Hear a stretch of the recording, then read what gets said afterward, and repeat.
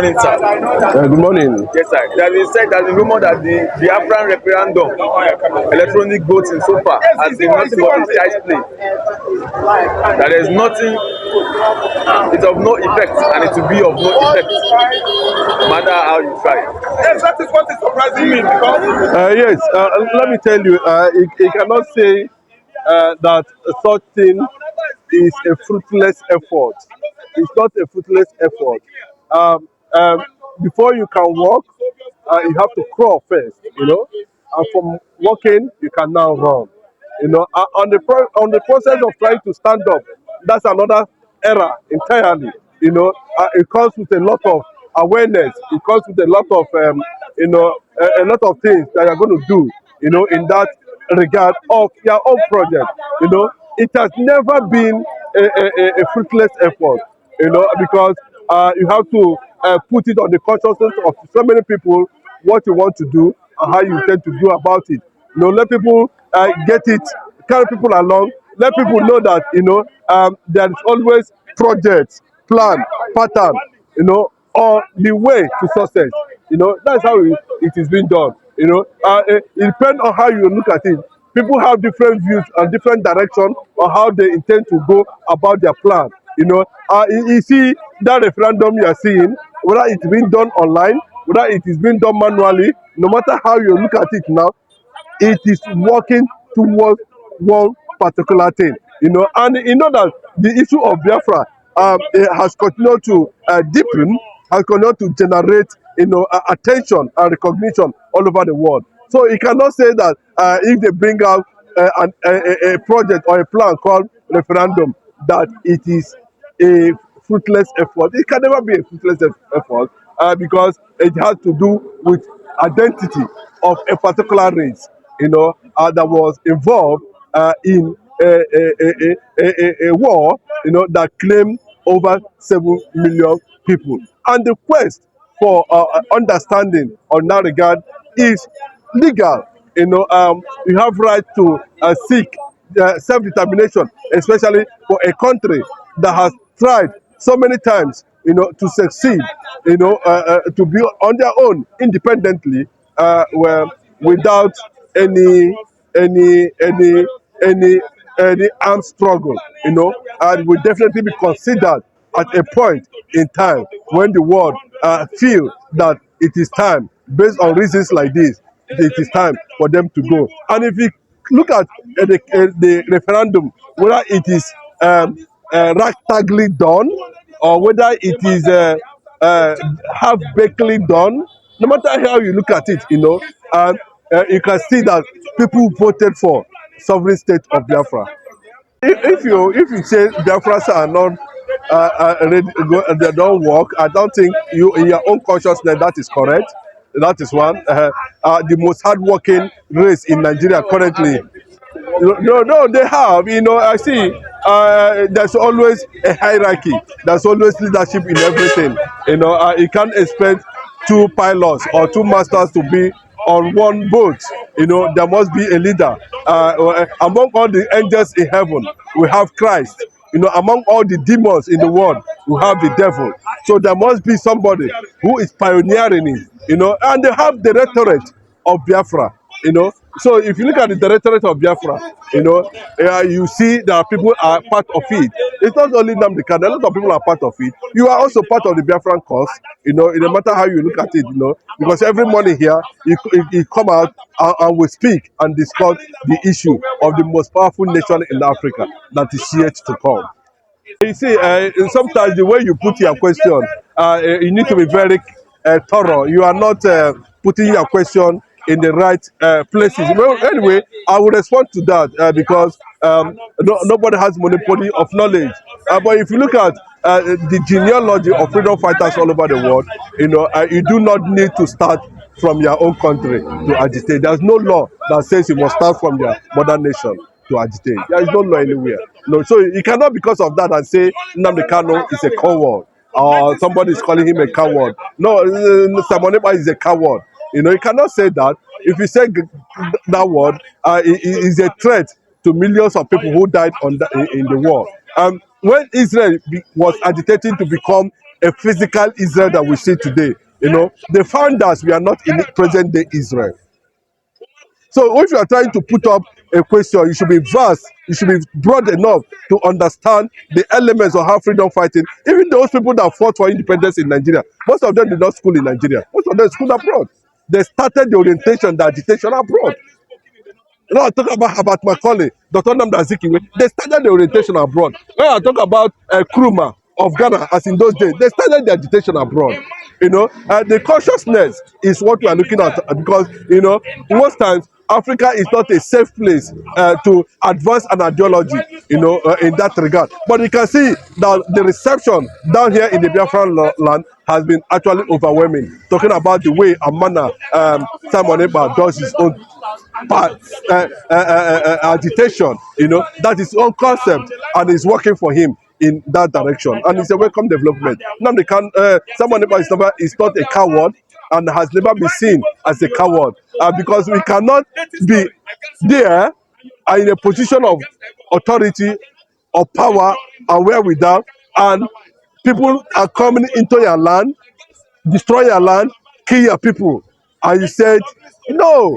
I think, like he always said, that you know the era of letting Biafran blood, of cheap having Biafran blood, is over. You know, the era whereby anybody can walk into Biafran land and kill Biafran. I think that era is over. It can never happen again. The Igbos are ready to defend themselves anyhow, any day, whether he's abroad or he is Nigeria. They were shouting Nnamdi Kanu, Nnamdi Kanu. Nnamdi Kanu is Nigeria. What have happened? The agitation continues. It has not stopped. So that is my take on that. You can see 50 federal lawmakers have issued an ultimatum to Buhari. Niger Delta communities upland has also issued a threat. A lot of people are telling him Nnamdi Kanu is generating sympathy all over the world because it is being seen that Nnamdi Kanu did not commit any offense. And since Nnamdi Kanu has betrayed the law of trial, you know, the federal government cannot be able to try him because he has quashed every charges leveled against him by the federal government, and the federal government have nothing to hold on to against him again. They ordered for his retrial, and on that process of retrial, Nnamdi Kanu can no longer be tried in Nigerian court again. So, and that is why they are coming up with negotiation, subjections, and all those kind of a thing now. And they are trying to tell the president to invoke his executive powers and order for his immediate release. And that is what we are waiting for now. It's not about how wicked Tinubu is. No, it's not about the wickedness of man. Every man is wicked. The president himself has shown that he's a wicked man. Tinubu has shown he's a wicked man. But it's not that, we are not looking at that. What we are looking at is that, what does the law say? It's not about you. Because black man is a devil. He's a wicked man. The black man, it cannot happen in the same word. It cannot happen in the advanced word. You release the Sunday Bowo, you release the Sowore, and you left him down the Canada. This same offense. They are telling him that this thing you are doing now is suspicious. That is just what they're saying.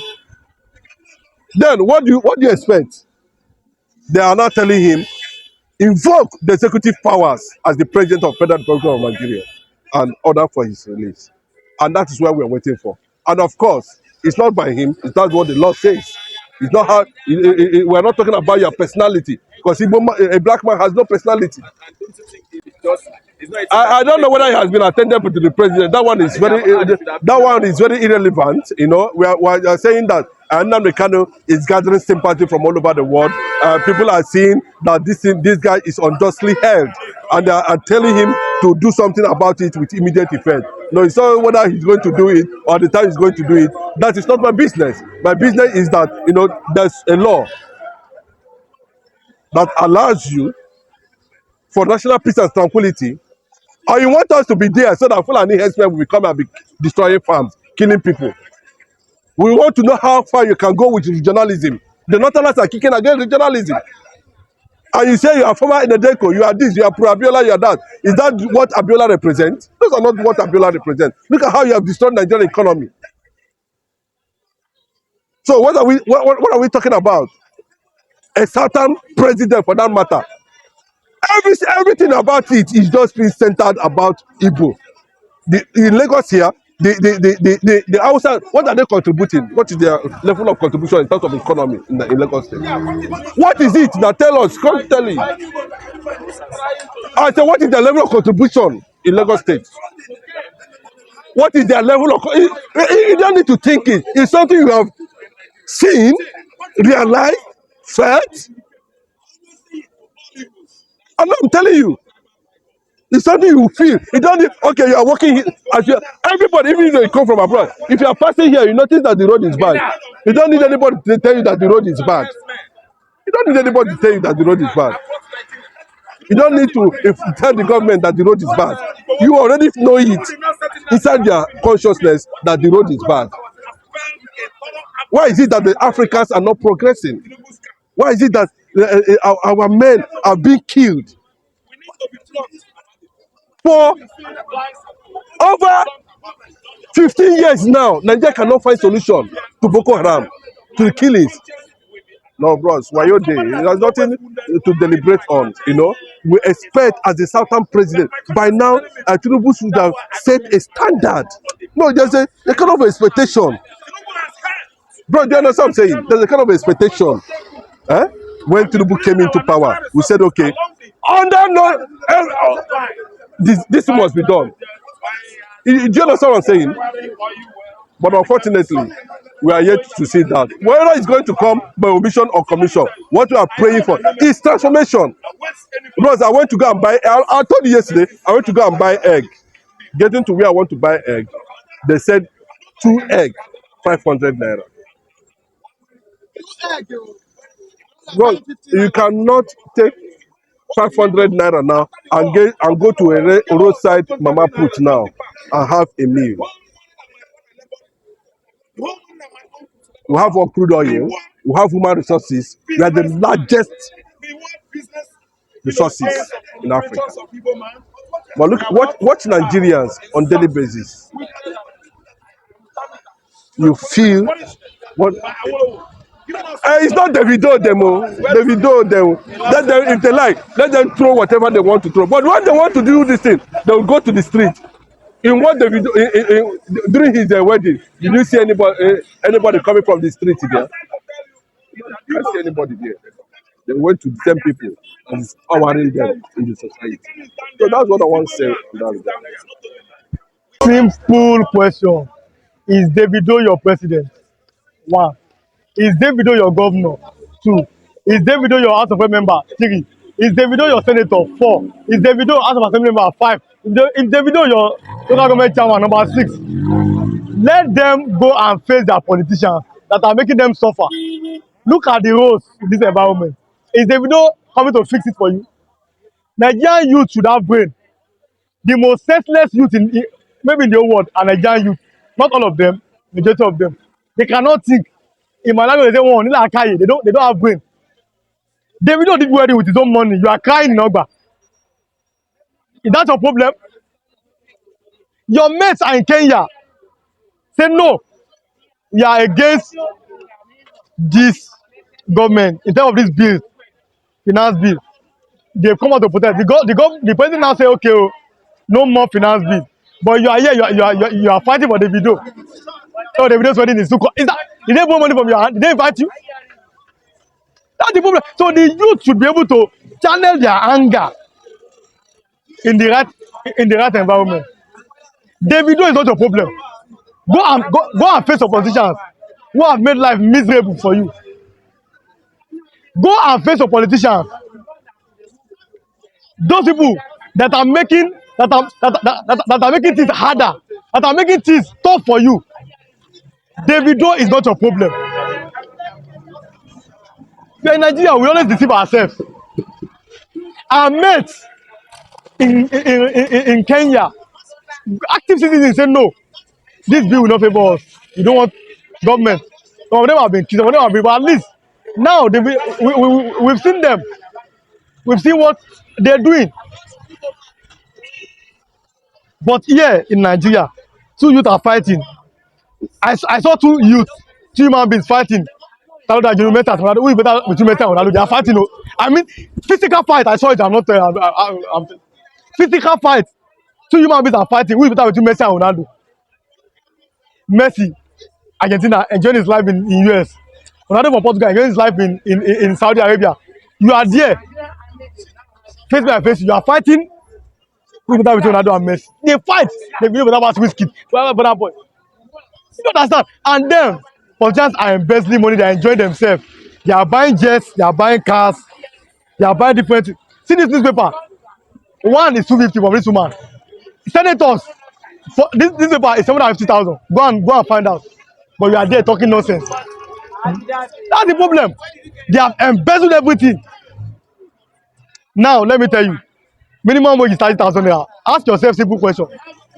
Go to that woman place. 30,000 naira cannot buy you a bag of rice. 30,000 cannot buy you a bag of rice. How many yam now is 30,000 yams in Aboki? Aboki, one yam. But the youth are not doing anything. When under Jonathan, when 10,000 naira can buy you one bag of rice and different yams, you protested. Now, can you protest now? 10,000 naira cannot buy you one bag of rice.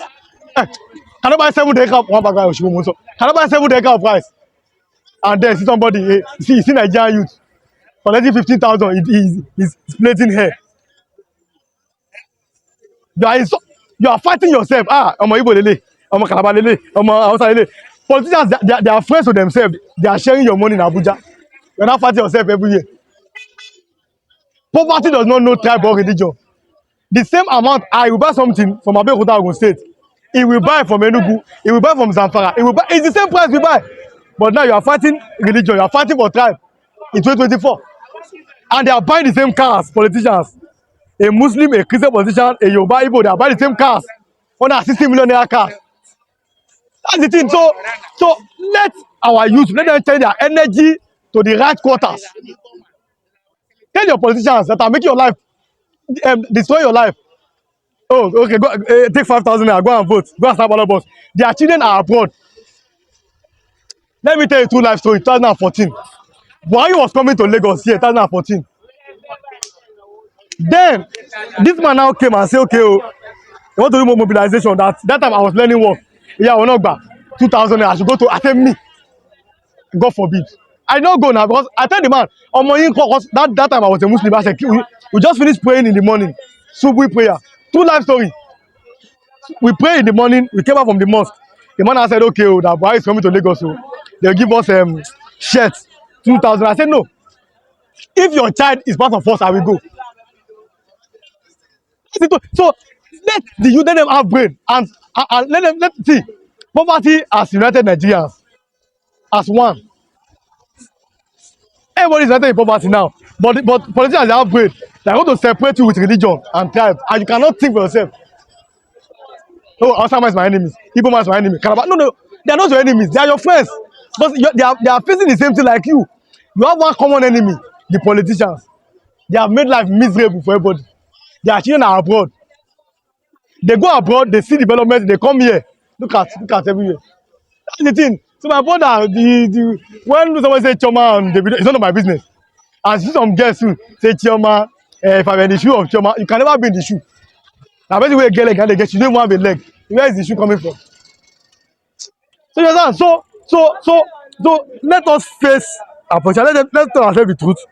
That we are not enemies. Yoruba man and Igbo man are not enemies. Calabar man and Hausa are not enemies. Their common enemy are their positions. Who are embezzling money. Their daughters are marrying themselves. And there's poverty in the land. That is the truth. It can never happen. Nigerian youth are busy chasing shadows. They are busy fighting themselves over frivolities. Nigerian youth are busy insulting themselves over Messi and Ronaldo, over Chelsea and Arsenal. I told you now, Arsenal, we want to buy Osimhen. That one say no, now we go buy am. I'm a Chelsea fan. They are now fighting themselves. No problem. That is the problem. But their mates are fighting for better governance abroad in Kenya. They want to do protest, they will say no, don't follow them and do protest. They are Igbo people. Don't follow the Hausa people, the Yoruba people, Ngbati people, Ofe Manu people. This one. You can't keep doing this nonsense. Our politicians, they are embezzling your money. They've seen that you are not ready. already now. Somebody, my brother, people are hungry on this street. There's desperation. People are hungry. Ladugo, as I'm talking like this. But your problem is, oh no, na Igbo man. Oh, na Calabar man. Oh, na Fulani man. How is a Fulani man your problem? How is a Yoruba man your problem? How is Igbo man your problem? You have one common problem. The politicians.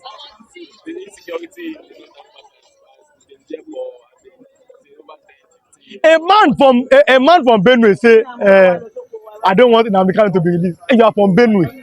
Fulani men are killing your people, but your problem is Nnamdi Kanu.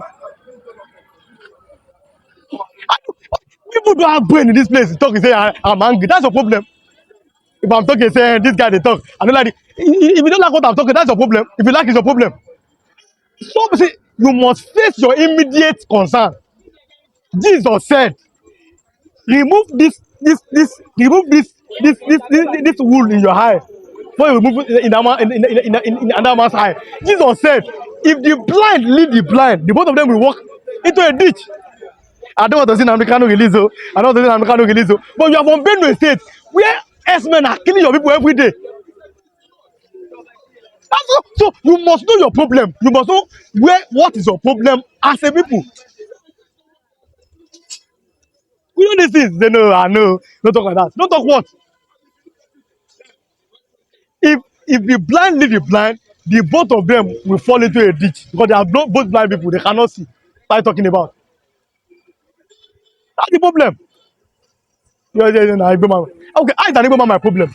I'm from Ogun State. Nobody from Ogun State as a governor in Ogun State has ever been from Igbo man. So what is the problem? What are you talking about?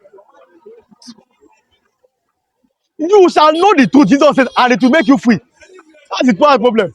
Insecurity in the north, but no, no, now okay.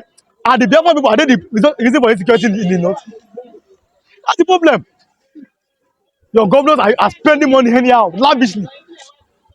Yeah, senators, housing allowance, transportation allowance, municipal allowance. A time is coming, sleeping allowance will come. A time will come in, having sex with your wife allowance will come. A time is coming, laughing allowance will come. Coughing allowance will come. What are you talking about? Fix your problem. You know your problem. You say no. What are you doing? Let us be deceiving ourselves in this country. What are you talking about? In the north, there's insecurity. Go and face the governors and the CEOs there. Governors make free and compulsory education important. Let people go to school. You say no. Then let's keep deceiving ourselves. What are you talking about? Let us keep deceiving ourselves in this part of the world. God bless you.